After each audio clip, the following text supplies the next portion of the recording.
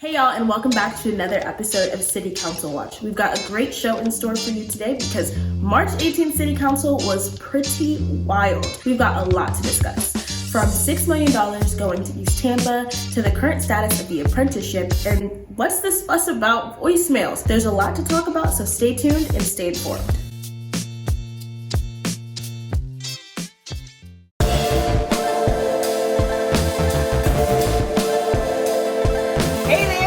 A wild ride for you today, so be sure to buckle up. My name is Megan, she, her, hers, with Tampa Bay Activist Network, and this is City Council Watch, pertaining to the March 18th City Council regular meeting. Absolutely, and hi everyone, my name is Tori Brown, she, her, hers, with the Black Collective Movement of Tampa, and we're so happy to have you back, and y'all already know what I'm about to say. Make sure you hit that subscribe button, like, share, and comment on this video, and by the way, we just hit 100 subscribers in our last episode. Give us a round of applause for that one. And it's because of viewers like you who continue to share our work. So thank you so much for tuning in and staying connected with us. Absolutely. Thank you so much, guys, for watching. Please ask your friends, family, and civic organizations to subscribe. You may not love everything we say, but we'll always speak our truth and the truth of our community. We've got quite a bit to cover today, so let's get into it. There was some major buzz in the community after a recent news story circulated, letting all of us know that the city was being presented with a project proposal. On March 18th, according to Tampa News Channel 10, the City Council was to vote on, direct quote from the article, a $6.2 million project proposal was brought before Tampa Council members on March 4th for the final design of the city center and the demolition of the abandoned warehouse. Later on in the article, the Tampa Chief Financial Officer, Dennis Ruggiero, estimates that the project may come up to a hefty final price tag. $100 million. The proposed city center would be built into East Tampa, right off of East Hannah, an historically Black and underrepresented area of the city. The city center is expected to include, according to News Channel 10, code enforcement, economic development, construction services, minority business development, workforce development, and information technology. All of that sounds really good. Except, if you can recall, the people of Tampa had a laundry list of items we needed to prioritize with our money. When we called for refunding the community, the city council told us they heard us, but they couldn't move any money from the police budget because of the pensions and salaries of the officers. This is why, they said, they had to increase TPD's budget to $13 million last year. Aside from the $1 million line item motioned by Councilmember Dingfelder, no money was allocated to what the people called in to support last budget season. The $1 million line item was supposed to go into a mental health program, which we had called for an external, non-connected program like Cahoots. Instead, as far as we know, they are investing in a co-response program that will have mental health workers co-respond with cops. The exact opposite of what we called for. The people took our survey, and across racial lines and zip codes, the people were clear. Defund the police and prioritize housing, healthcare, childcare, jobs, Black businesses, and the alternative independent non-co-response mental health program. On top of that, according to the same News Channel 10, a plan down the road is to move the TPD headquarters from its current downtown location to the warehouse location on East Hannah. This means there would be more policing smack dab in an already over-policed, dominantly Black East Tampa. On top of that, as history has shown, development like this is likely to cause huge amounts of gentrification. And while the city promises 500 jobs, it's not even guaranteed that all 500 jobs would even go to East Tampa residents. Even if they did, that's not nearly enough to make a $100 million investment worth it when there are so many unmet needs. As you've seen on our previous episodes, the people in East Tampa are living with housing in disrepair, unable to pay for childcare, some people unable to afford rent. Small businesses all across Tampa are either shutting down or forcing their employees to come in and serve the public in a pandemic. So we're pretty pissed off that $100 million is being considered for a city center or any relocation projects while people still are suffering. I was pretty mad about it and wanted to make a public comment, but even though I was logged in, I was not called on to make a public comment.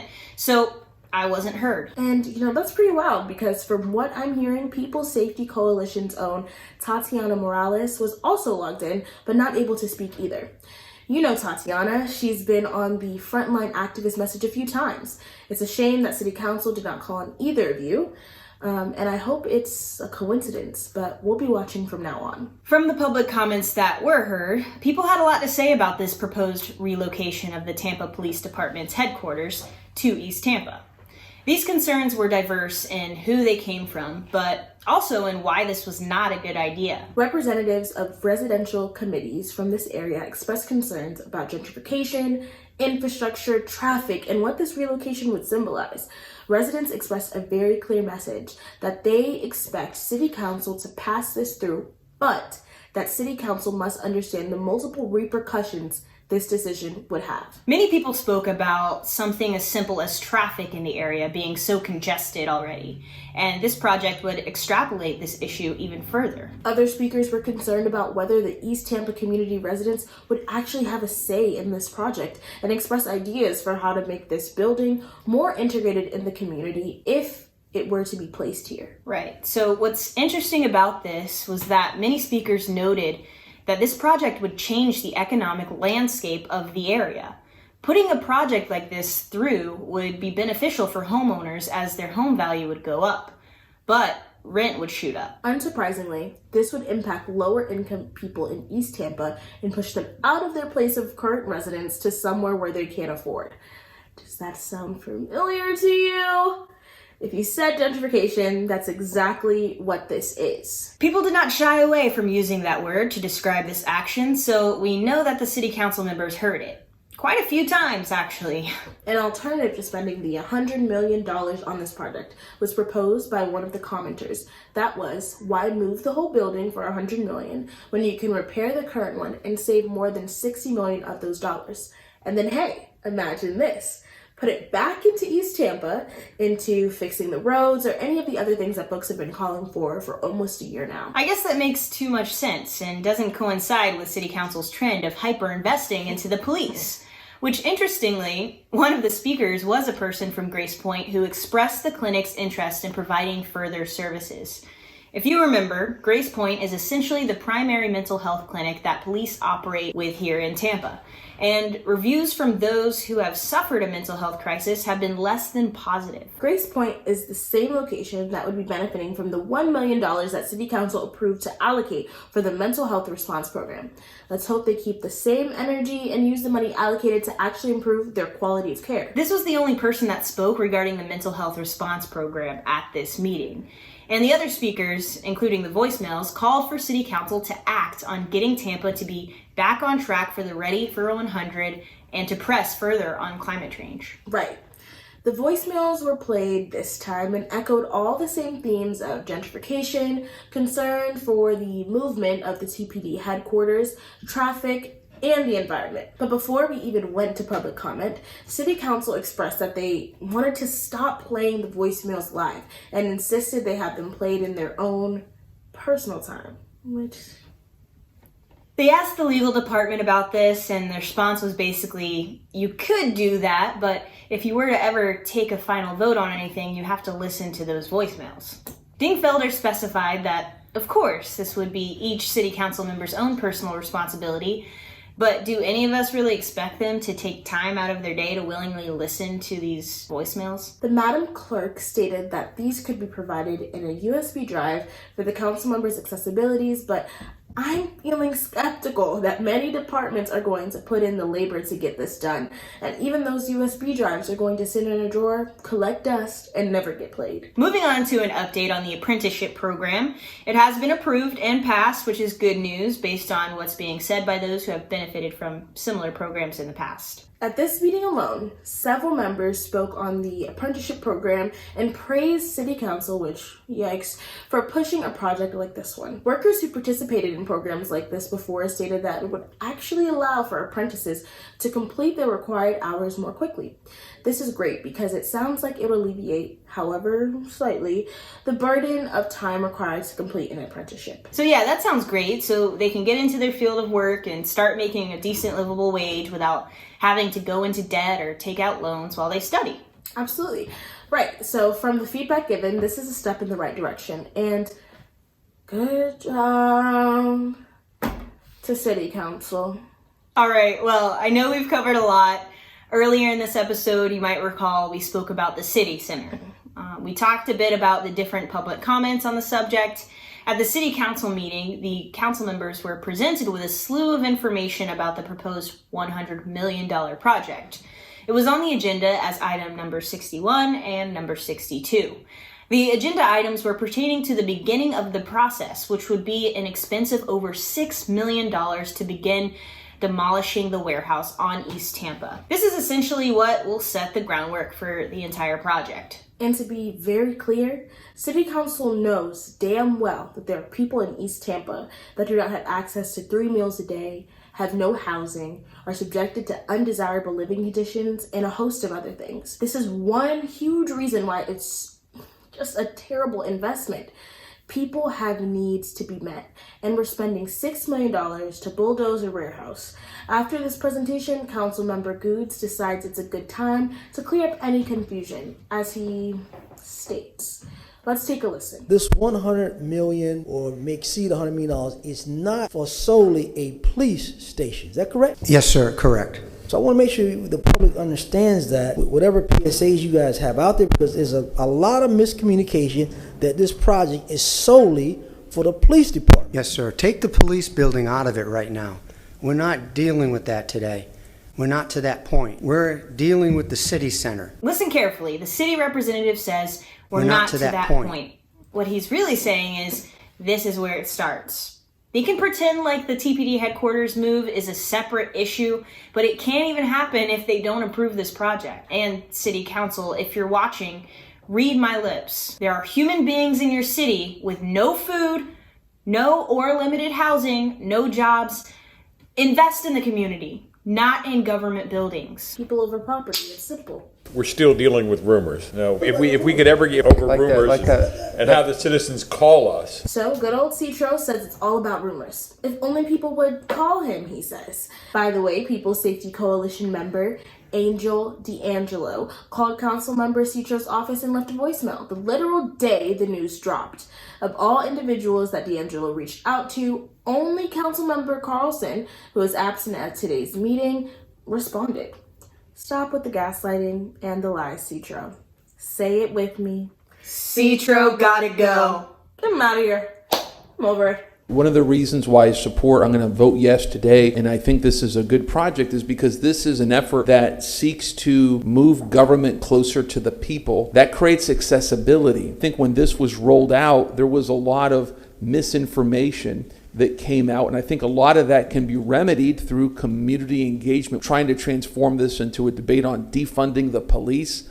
I do not believe at this time that that's something that's relevant to this center. The real issue is community engagement and safety. Councilmember Vieira does make a good point about the need for accessibility with our government. And while that is a good point, it really falls flat when the people of East Tampa are suffering.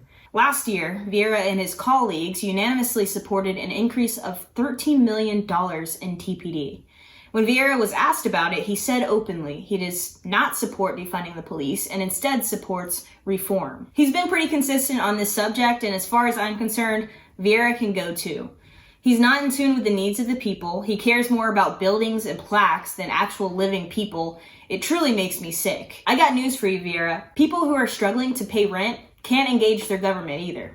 I think we need to be careful to say, that maybe a little part of this is going to be sort of in the big picture planning of those entire 11, 12 acres. That includes the long-term potential move of the police department. I have to respectfully say no on that, sir, because we have not acquired the property to do a public safety center. It's a whole separate issue. Okay, all right, well then I stand corrected. All right, so the police public safety issue is a different parcel, different vote, different day, different conversation. It has nothing to do with this. There we go.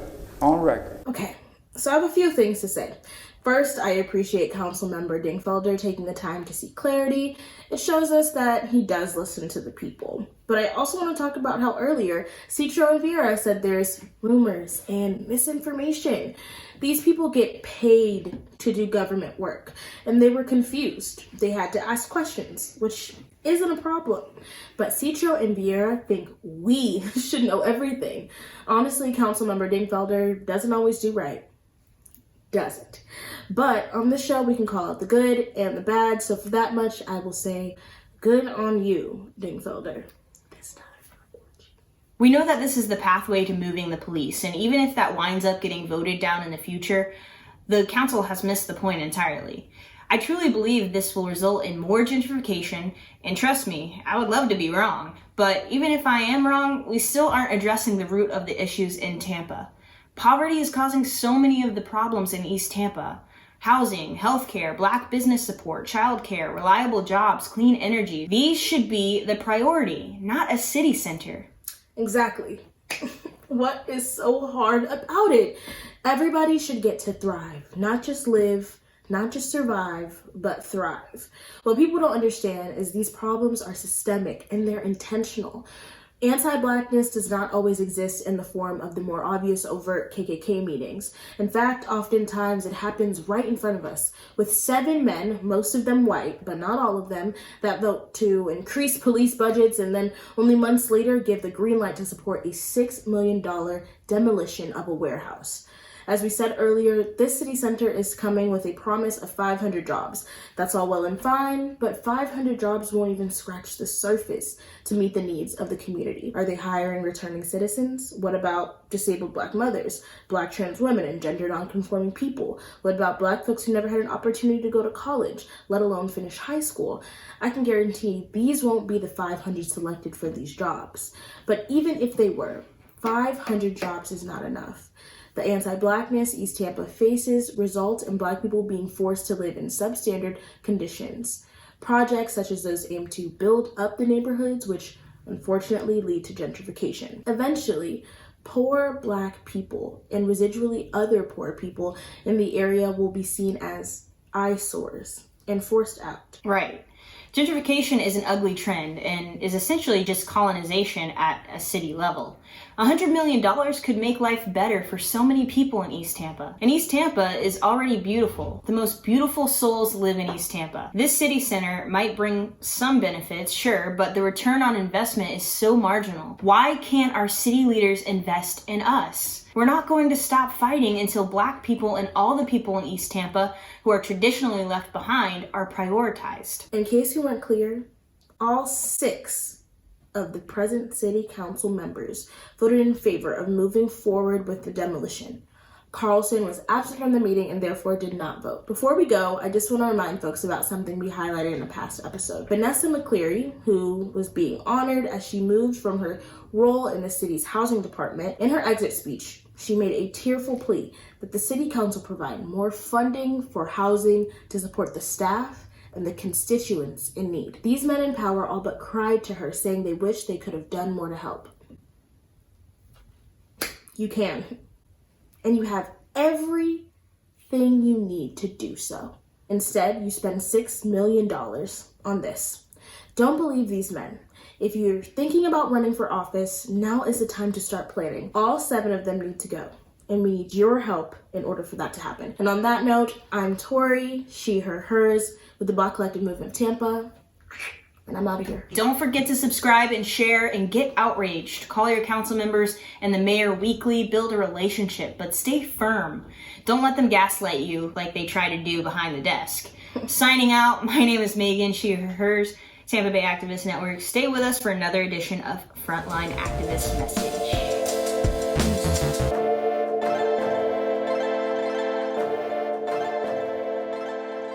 Everyone, it's me, Angel D'Angelo here, pronouns he, him, and I'm one of the founders of Restorative Justice Coalition. We're here on today's edition of Frontline Activist Message. Before we get into our questions, I thought we'd introduce our panelists. If I could start with you, Black Rose. Hi, I'm Black Rose, pronouns they, she. Nice to see everybody. Right. And we also have Andy with us. Hey everyone, my name's Andy. My pronouns are they, them, and I'm a member of the People Safety Coalition. All right, awesome. Thank you both for being here. March 18th meeting was quite dramatic. We had a lot of stuff going on, a lot of things that we're quite passionate about that we need to talk about. So I thought we would dive in talking about something that I think we've all thought about in these last almost a year now, or it's been a year, about when COVID happened, City Council enabled an option for you to call and leave a voicemail that will be played pre-recorded instead of you having to be there in person or get online digitally. They voted unanimously to remove that, motioned first by Citro, seconded by Vieira. And they did that because they said, well, you know, we never used to be able to do voicemails before, so we're just kind of going back. So I'd like to hear some thoughts about the voicemails being removed and your general thoughts about whether that's a good or bad decision and why. Black Rose, if you don't mind. Yeah, absolutely. Thank you. I think it's kind of interesting that they would want to remove the voicemails to begin with. It is city council, so you should be wanting the people to know what's happening, regardless of if it's other constituents that are being the ones to speak in. So it is kind of concerning that they would want to keep the voicemails kind of off the record in a sense. I'd want to know really more of the why, try to understand it, because otherwise it sounds like you're just trying to cover up evidence of hearing from the people. Yeah, I mean, I'll piggyback off that. I think it's the weakest argument that they could make, right? Because as we've seen, not just through COVID, but just through the way technology advances, the government didn't always used to live stream the presidential address. You don't see them taking that back because as things advance, technology and just in general, things change, especially the government, especially the way people have access to stuff. That's like saying, oh, well, we didn't used to have ramps leading up to the building. We're just going back. No, you don't take away accessibility. That's not how that works, just because it was inconvenient for you. And to piggyback off what Black Rose is saying, wondering like, well, why? Well, we know why, because now it's kind of like they went from hearing like me, like little murmurs of like stuff of people who had the privilege, ability, time, resources to make their comments heard. Now almost everybody can make their comments heard. And now they're hearing like a big, like they're hearing huge feedback, and they're like, "Whoa, let's turn that off. Let's turn that off right now." And it's like, yeah, I wonder why you want to turn off the voicemails. So I was pretty pissed when I heard about that. I was like, you're gonna listen to it on your own time? I don't think so. Good point, Andy. And for me personally, like I have to work Thursdays, and I either have to use my personal time off, which I'd rather use, for like recreation or something, or I have to like just try to be there digitally live while I'm at work, which is, not a very pleasant experience. So having the voicemail option increases accessibility, not just for people with mobility issues, but working class people who can't afford childcare. Boom. So thank you both for your points on that. So the next thing I think we should talk about as a panel is that city center. So I'm sure you both remember we were all quite involved in a defund the police and refund the community action last year, just collectively. And they added $13 million to the police budget, saying they couldn't reduce it, pensions, salaries, all these excuses. Now, boom, we have $6 million to demolish a warehouse. So I just wanted to kind of touch base with you on your thoughts on their vote for that, your thoughts on the city center, like how will it impact people?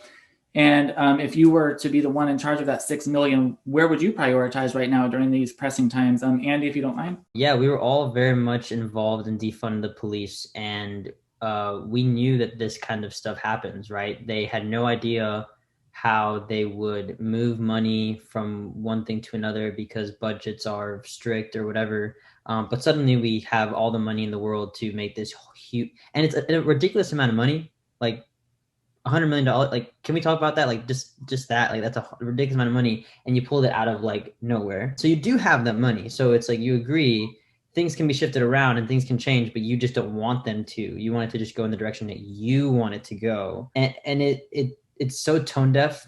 Because again, it's the exact opposite of anything that anyone's been asking for this whole time. I think the second part of the question was, how would I, if I was in charge of it, how would I do it? I think someone brought up a really good point in the meeting. They said, hey, instead of spending this amount of money to totally move the whole thing, fix that ugly one you already have for the estimated $33 million. And then if you really if you're really using this like Trojan horse of like, well, if we put it in East Tampa, look at all this like community stuff. We're going to have cops on every block and ice creams. And okay, how about we do all that community stuff that you wanted to with that $60 million that's going to be left, and actually just straight up put it into the community, like you said, because then we all agree, okay, we're giving it back into the community, and you said you had that money, and you said you wanted that. Let's do that minus the cops. Absolutely, I agree 100% with Andy. And one of my questions, again, would be where's the money coming from suddenly that we couldn't invest it in community resources throughout the worst of the pandemic? We've got all of this money to suddenly invest in one of our poorest areas. Then why couldn't we have been doing this whole time with the food desert issues? Why couldn't we have gotten out there with tiny little setups for more people to get tested for COVID? Like, why couldn't money have been invested in the community this whole time? If it's suddenly here, if we've got millions to suddenly invest in a building, why didn't this money happen to appear when the city actually needed it, when the people really are suffering? And like Andy, what I would do with that, where I would be is, hey, we want to invest this money into the city. We've heard from people who actually live here in East Tampa that this is not what they think would benefit them. So what do you think would benefit you? Okay, maybe turning some churches into full-time rec centers, so that way their kids have places within the community that's already there that the kids can go to after school while the parents work. Even having people there late into the evening, because it's a church anyways, they hold nighttime services and things like that. Like, there's so many things that we could do with that money, and the churches could invest, it'd take only thousands of those dollars, tiny small amounts, and do so much with it because of what they already have at their disposal. So investing that money in the community to get those community resources moving to actually help people with what they need seems like a better option than demolishing something that's been part of this city forever and putting an unwanted building in. Just is a waste. It's a waste of millions of dollars of resources that could actually save lives. Yeah, it's pretty distressing, Black Rose. I mean, with the city's population, 19% are at or below the poverty line, 13% of Tampans don't have health insurance. I mean, you would just think that there'd be a slew of resources we could put the money in, but what do we know, right? One other thing about the city center, one thing that came up a lot, especially in the public comments, was the discussion about gentrification. Now, naturally, I'm sure City Council is already going on a preparation or a PR campaign, rather, to say that that won't be a product of this. But I'm pretty sure we logically know that it's a pretty high probability. How do you feel this is going to impact, especially renters, those who don't own their homes, but even homeowners in the area? How it's going to impact that community, the Black and Brown community there specifically? And what kind of, if you were in city council, what type of reforms would you want to see to help stop gentrification? If you don't mind starting with that, Black Rose. As far as gentrification goes, my biggest concern would definitely be for those of the lowest income. We're already pushing people out of the city further and further by raising prices because of the gentrification that's been happening everywhere. Places that single parents with multiple children used to be able to afford on their income is now almost impossible to find. You're having to go out to places like Gibsonton and Riverview, which don't have public transportation systems and things of that nature. So the gentrification is a serious concern. It's not just something that the city can just say, oh, but no, that won't be a concern, because it is. Anytime you're trying to invest money in making things look prettier rather than in the community and in the people that need it, you're always going to have the surrounding areas suffer by having their basic needs raised on them when their resources to get those needs met are staying the same or possibly even getting lower, because businesses are losing profit because of now we've got box stores coming in and all of these things that are happening that are taking out these money and resources that people were utilizing before. So honestly, if I were a city council member making these choices, I would want to make sure that if I couldn't get everybody else on board with not making this happen, I would want to see some policies in place that didn't push these people out, something that provided protections for people who are already living, especially for people who are already living in the area. We've got people who've had their homes for 20, 30 some odd years. And when this gentrification happens, they have no choice but to relocate because they get bought out or pushed out in whatever way, shapes, or form. there needs to be protection for these people, for their livelihoods. We would never see this in suburbia where somebody's being forced to give up something they've had for generations. Never, never. So stop looking at people who are below your level of standard as if they don't matter. And I think we'll see a lot of things change with the way city council runs stuff. I kind of want to echo just everything that Black Rose is saying, because the main point that Black Rose made is like, this, we would never see this, like, where wouldn't we see this? We wouldn't see it in like white suburban America, right? And it kind of boils down to an extension of the white savior complex. Like, I'm going to come in here and I'm going to improve these things, but really all you're doing is like blackening the waters, like destroying the tree, you know what I mean? Like, and by extension, the people, because there's a difference between what they interpret as improving the area and supporting the area. Because you can get a lot of the things that you want done, fix the roads, put in whatever, some building that you want, whatever you want to make it pretty, while still maintaining the, let's use like the, you know, the analogy of an ecosystem, like while still maintaining like all those people and improving their lives as well, not forcing them out because you know that they won't have a means to be able to afford the new thing that you just improved. Yeah, no, thank you so much. That's very pertinent. It's interesting because my understanding is some South Tampans are concerned about the overdevelopment in south of Gandy and are now trying to push development away from the South Tampa area, which is only going to incentivize our city council to do more in East Tampa. So it's just interesting watching these things go through a cycle and learning as we go, because we're not city planners. We're just regular everyday folks trying to make a change. So again, thank you everybody for watching. I'm Angel D'Angelo with Restorative Justice Coalition signing out. If the two of you don't mind just saying your name one last time and a goodbye, and we'll see you all next time. Black Rose signing off. Is Andy signing off?